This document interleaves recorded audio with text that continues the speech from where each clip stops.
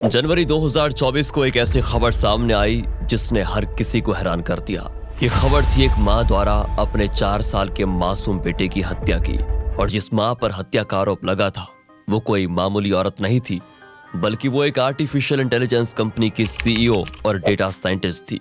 वो इंटेलिजेंट इतनी कि कोई भी उसका मुरीद हो जाए। तो हम बात कर रहे हैं सूचना सेठ केस की। तो कौन है सूचना सेठ और उसने अपने 4 साल के बेटे की हत्या क्यों की? सूचना पुलिस के पकड़ में कैसे आई और अब तक पुलिस को सूचना के बारे में क्या पता चला, तो बताएंगे आपको इसी वीडियो में। बने रहिएगा वीडियो के आखिर तक। नमस्कार दोस्तों, नॉलेज फैक्ट चैनल में आपका स्वागत है। दरअसल सूचना सेठ पश्चिम बंगाल की रहने वाली है। उसने अपने शुरुआती पढ़ाई कोलकाता से की थी। साथ ही साथ उसने आर्टिफिशियल इंटेलिजेंस और कंप्यूटर के क्षेत्र में अपना करियर बनाने का फैसला किया। आगे चलकर वो एक आर्टिफिशियल इंटेलिजेंस कंपनी की सीईओ बनी। सूचना की शादी 2010 में हुई थी। उसका पति केरल का रहने वाला था। उसका नाम था वेंकट रमण। शादी के कुछ सालों के बाद ही दोनों में झगड़ा होने लग गया, मगर बात है साल 2019 की, जब उनका एक बेटा हुआ। हालांकि उसके बाद भी पति पत्नी में झगड़ा होने लगा। बात इतनी बढ़ गई कि मामला कोर्ट में चला गया। इसके बाद दोनों का तलाक हो गया। बेटे की कस्टडी सूचना को मिली। इसके साथ ही कोर्ट ने यह भी आदेश दिया कि बेटा सप्ताह में एक बार रविवार को अपने पिता से मिल सकता है। यही बात सूचना को पसंद नहीं आई। इस कारण वो परेशान रहने लगी। वो हर वक्त इसी टेंशन में रहती थी कि उसके बेटे को पिता से मिलने से कैसे रोका जाए।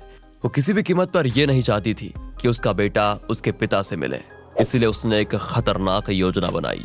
सूचना सेठ रात के लगभग 11:30 बजे गोवा के कैंडोलम इलाके में एक होटल बुक करती है। सूचना ने होटल 6 जनवरी से लेकर 10 जनवरी तक के लिए बुक किया था। बुकिंग के हिसाब से सूचना को इस होटल में 10 जनवरी तक रुकना था, मगर अचानक 7 जनवरी को रात के लगभग 9:10 पर सूचना होटल के काउंटर पर फोन करती है और कहती है, मैं अभी इसी वक्त होटल से निकलना चाहती हूँ क्योंकि मुझे एक बेहद ही अर्जेंट काम के सिलसिले में बेंगलोर जाना है। सूचना ने 7 जनवरी को होटल से चेकआउट किया।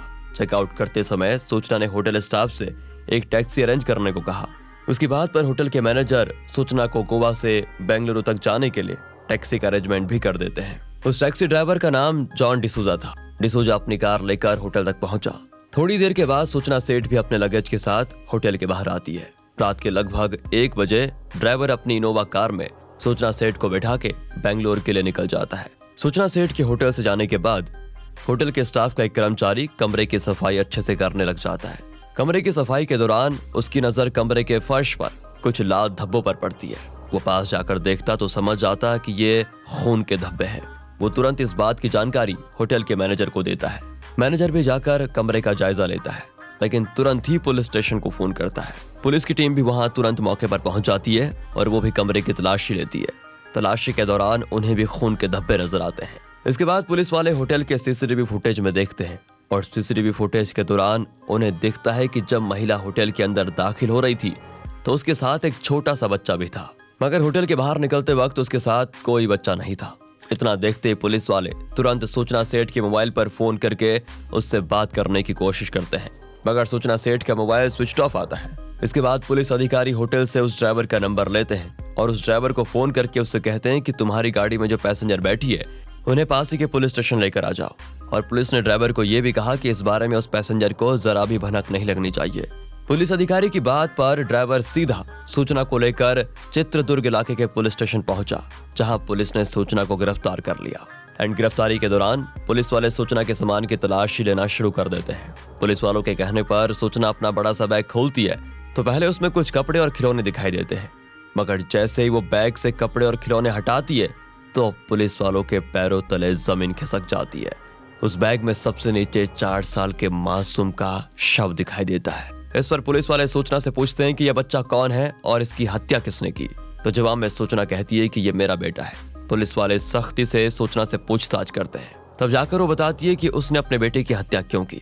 उसने कहा वो नहीं चाहती थी कि उसका बेटा अपने पिता से मिले, मगर कोर्ट के आदेश के कारण वो बेटे को उसके पिता से मिलने से रोक नहीं पा रही थी।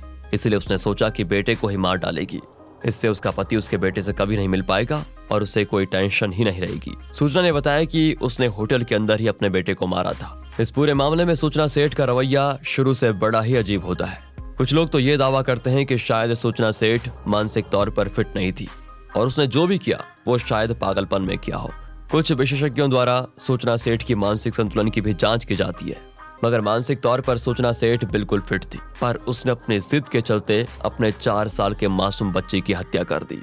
तो दोस्तों, आपकी राय में क्या सूचना सेठ मानसिक तौर पर फिट थी या फिर उसने जानबूझकर ये रास्ता चुना? अब ये तो खैर वैसे सूचना सेठ ही बता सकती है।